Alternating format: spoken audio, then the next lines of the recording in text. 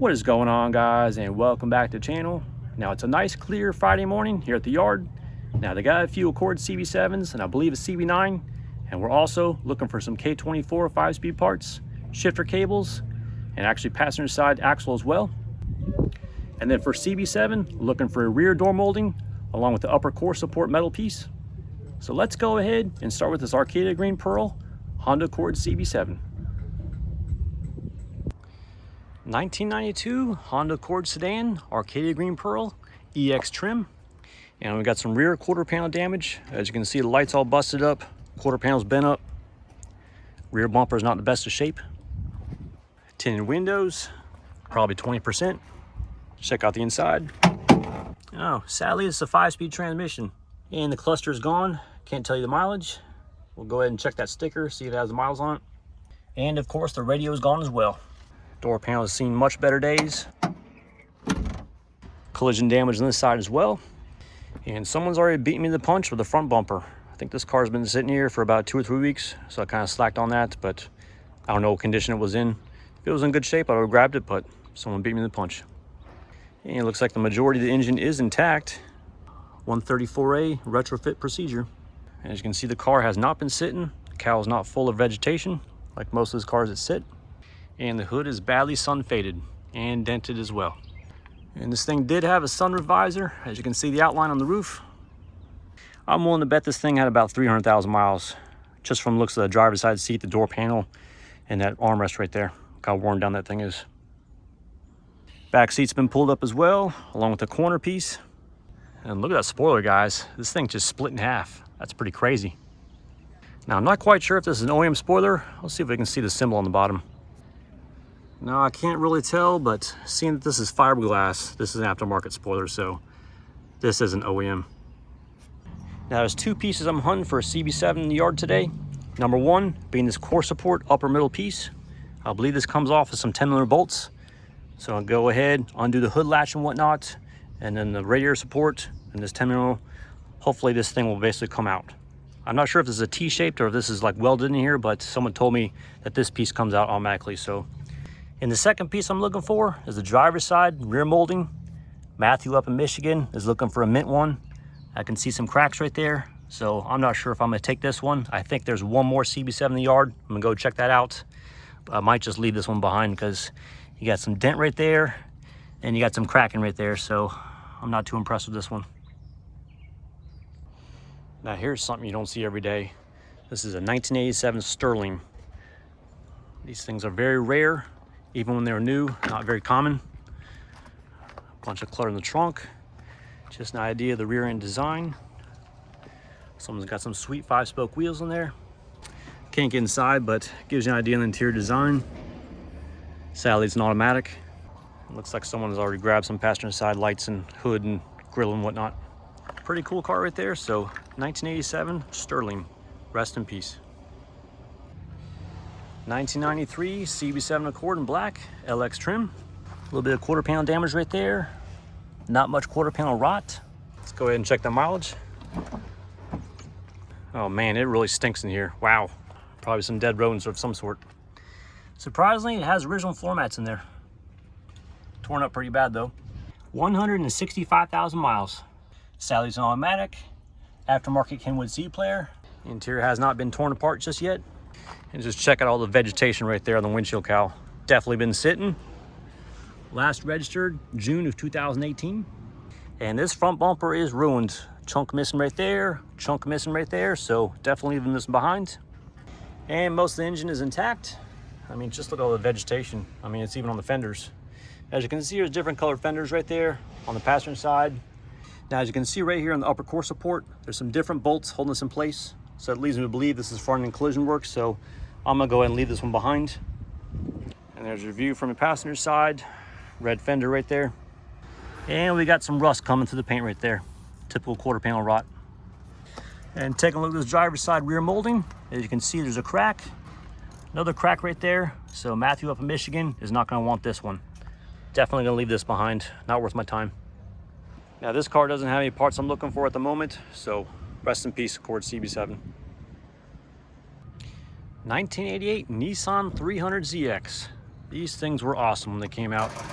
Still got the pop-up lights hiding right there. And I believe the front bumper actually came down and you can barely see some headlights, if I remember right. I don't think there was a total hideaway lights, but these things did pop up. Now this generation 300ZX isn't as appreciated like the Z32 300ZX from 90 to 96, but I think these were pretty sharp when they came out in the 80s.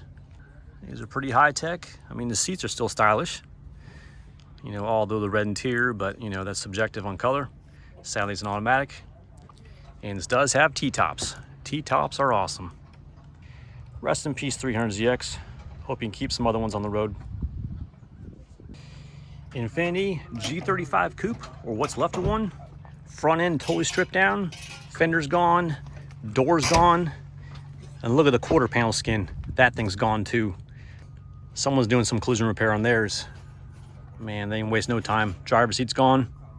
It's pretty crazy how they removed that quarter panel with all these cuts right here on the fender and whatnot, but they did their job and they got their quarter panel skin, so I give them credit. They're gonna keep another G35 Coupe on the road. 2007 Honda Accord sedan, gray color. Looks like I got some front end collision right here. 148K runs and drives. And this has the K24 engine. And this has the manual 5-speed transmission, shifter assembly with the shifter cables. Someone's already grabbed the door panel, dropped down the steering column. I don't really care about that. The only thing I'm concerned about is the shifter cables right now. This is a 5-speed shifter, so I can't use this. And I also need the passenger side axle and the passenger side half shaft. So that's what I'm gonna be pulling today. There's the shifter cables and this half shaft and the drive shaft. So I'm gonna go ahead, get my impact driver, buzz off this axle nut right here, and then we're gonna break apart the suspension.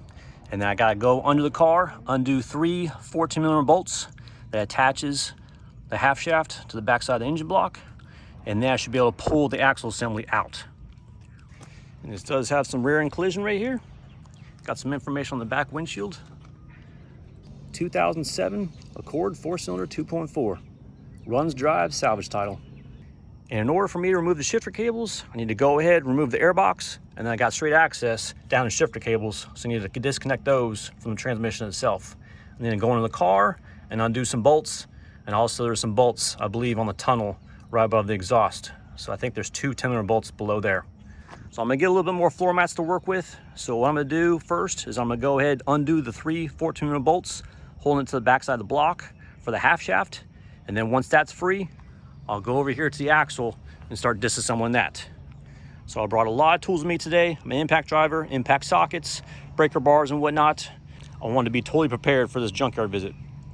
Because out of the 2003 to 2007 Honda Accords, about 25, maybe 27 of them, this is the only 4-cylinder manual transmission.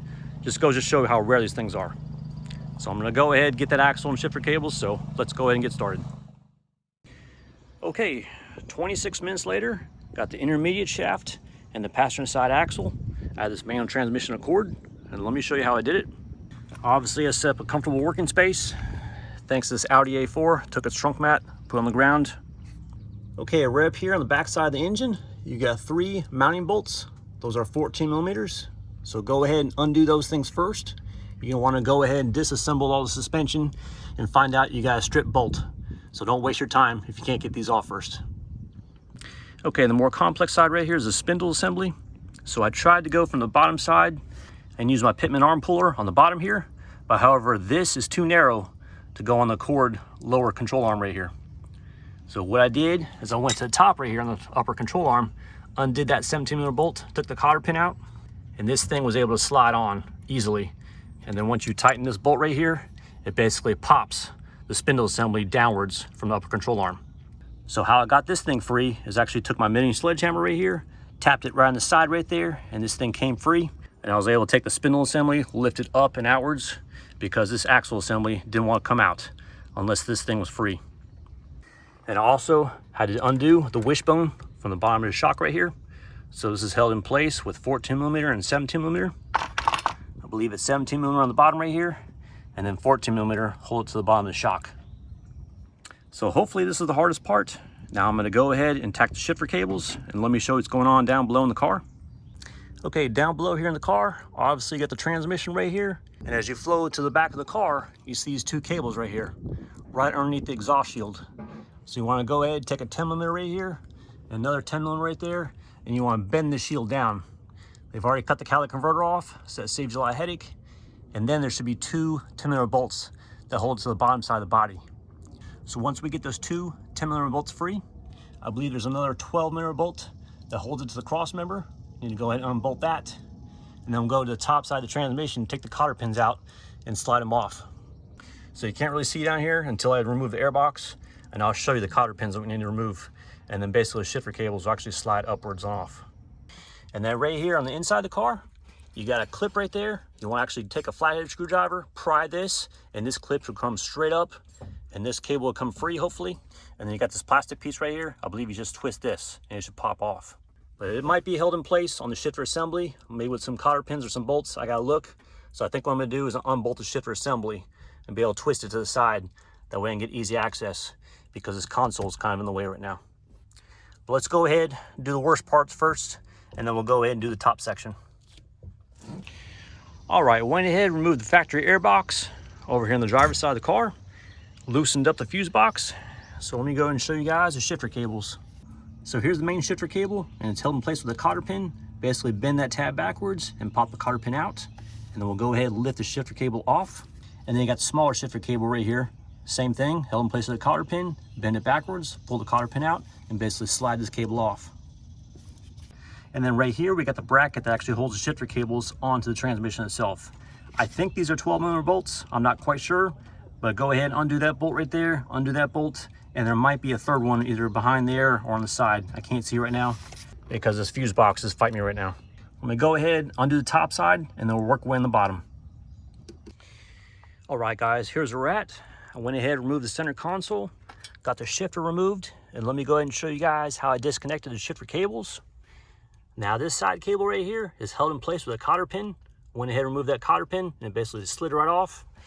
Now this one right here is a little bit more tricky.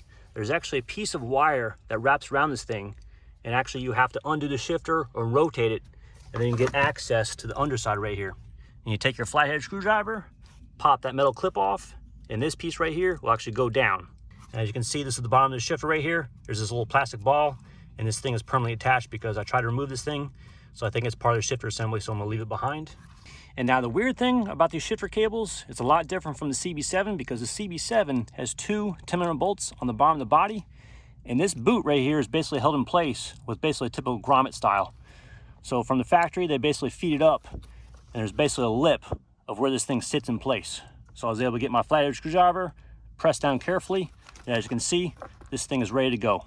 So I believe this is just a cost-saving method with Honda Motor Company. I mean, it's typical across all brands, but you know, anytime a manufacturer can save some money with labor costs and whatnot, they'll do it. So anyways, these cables are free now from the interior side of the car. I'm gonna go on the bottom side, pull those cables through, and I'm gonna go from the top of the engine and basically pull the cables right through, because I've got the bracket still attached that attaches to the top side of the transmission, so I don't wanna go ahead and remove that thing. All right, let's go ahead, grab these shifter cables. Okay, underside of the car, got the exhaust heat shield bent out of the way. As you can see, the yard workers actually made a cut when they were removing the catalytic converter, and it's held in place with two 10mm bolts. Got that removed, and basically this thing just folded right down. Anyhow, as you can see, this rubber boot is now free from the car. Now I thought there was some bolts on the underside holding this thing in place, but that's actually the dashboard assembly right there. So as you can see, these cables are real loose right there. And then this bracket right here for the subframe, there was a 12mm bolt, but it's missing. So it leads me to believe that either the shifter cables have been replaced on this car, or this thing had a clutch job. I have no clue. So that saves me one step of the process. So let me go ahead and see if I can pull these cables through right now while I've got the camera in my hand.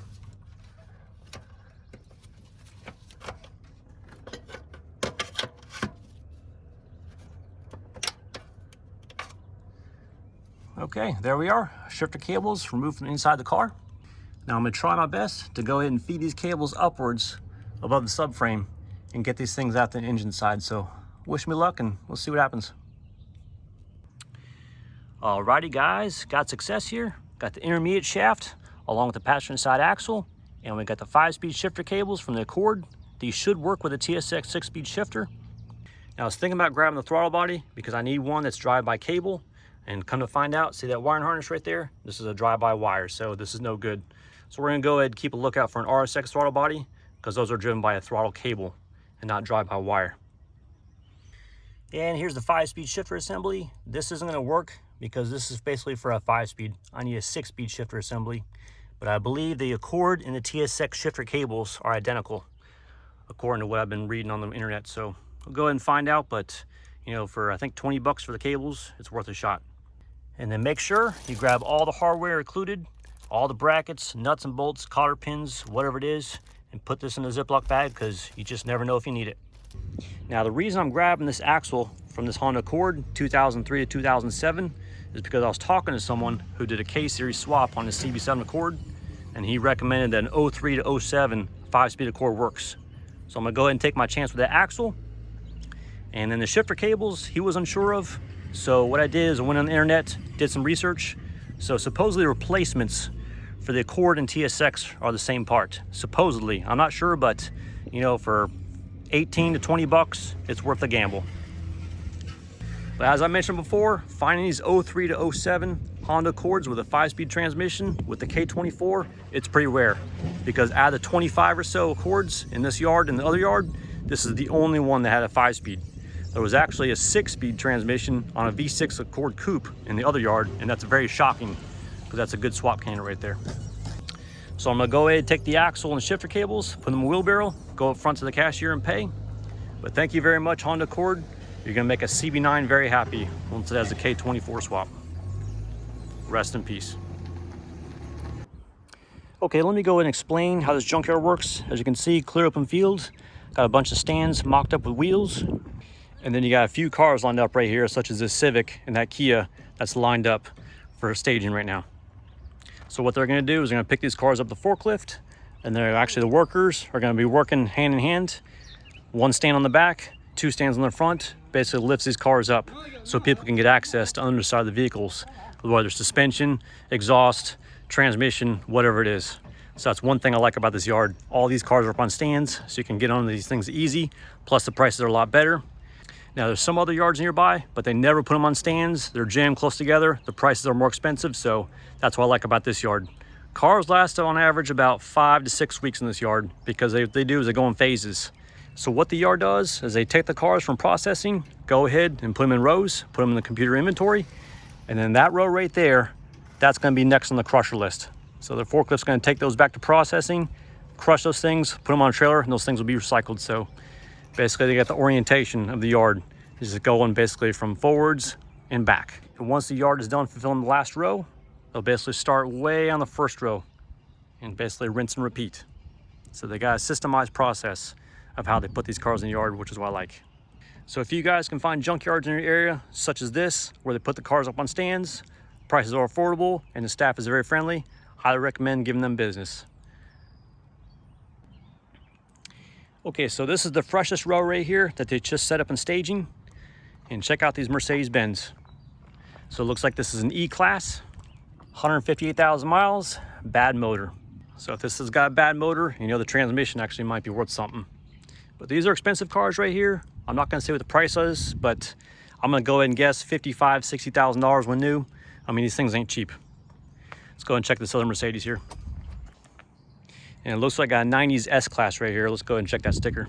93 Mercedes-Benz 300 SE. As you can see, this thing is unwrecked. And I wish you could be here to experience this door, but when you open this thing, I mean, it just feels like a vault. And you can just feel the weight of this door. And when you shut this thing, I mean, that's solid right there. That's the good thing about these Mercedes-Benz and BMWs and whatnot. The fit and finish is phenomenal, but the electrical and mechanical is a nightmare. Let's go ahead and check the inside. Now, for an early 90s luxury car, I mean, this thing's still got some style to it. I mean, the instrument cluster is nice and simple, looks a little complex. I mean, it's not the digital gauges right now. And I can't tell you how many miles this thing has, because it's digital, obviously. And this thing looked like it had a CD player.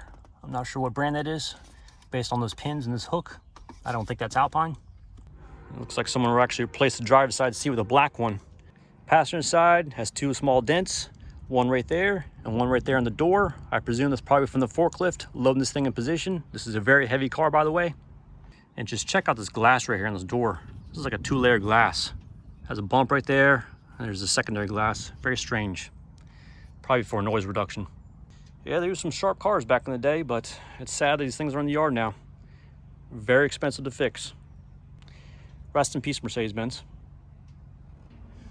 And on the row right behind this S-Class, we got a newer S-Class. Let's go ahead and give this a brief tour. All right, so the gentleman here says it's a 2000 Mercedes S-Class. This thing is probably like 85, 95,000 brand new, but sad this thing was in the yard right here. Let's go ahead and check out the other side, see if there's damage. And here we go, S500 right there in the trunk. So I believe this is the V8 model. Exterior design is very sharp, being that this thing costs a lot. Let's go ahead and check that back seat real quick. Nice perforated gray leather. This thing is a mess, but it's gonna save some cars though. So the gentleman says this thing arrived here yesterday, so fresh pickings right here. Let's take a look at that V8, I guess. Yeah. Man, that's a huge motor right there. I think that's a 5.0, according to S500. So hopefully this will keep some other cars on the road, like this gentleman's doing with his window motor. All right, sir, well, good luck with your window regulator, right? All right, thank you, man. All right, have a good one. You too. Okay, real quick, guys, before I head out, this is something you just don't see every day. Nissan Pathfinder Coupe. These things were big in the late 80s, I think early 90s as well. Let's go ahead and check the information on this. 207,000 miles. Get wheel set. I guess this had some nice wheels on it, I don't know. But look at these little quarter panel windows. I think this thing might pop out right here, provide some ventilation. Very cool design. Frame on body. And I think this generation right here is pretty reliable. Got some burgundy interior going. And I think this is actually a manual transmission. How awesome is that? Someone took the shifter though. Radio is gone, cluster's gone, and look at that, got a sunroof. Not sure if that's aftermarket or not. Very cool vehicles when they're around. I don't know if you guys remember these things. Rest in peace, Pathfinder Coupe. You were some awesome off-road vehicles. Alrighty guys, that wraps up yet another successful junkyard haul. We got the passenger axle and the half shaft from that 2007 5-speed Accord, in addition to the shifter cables. Now the prices were very fair at just $30 for the axle and just $10 for the shifter cables. Now I think the cashier rang up those shifter cables as a hood release cable, so that's a win-win for some cost savings there. So we're off to a great start for collecting all the parts needed for the K24 swap going into Project CB9. Now I hope you guys can stay tuned, as this build is going to be so incredible, and I'm going to show you all the steps along the way. And if you guys found this video helpful or entertaining, please give me a thumbs up. Thanks for watching, and have a fantastic day.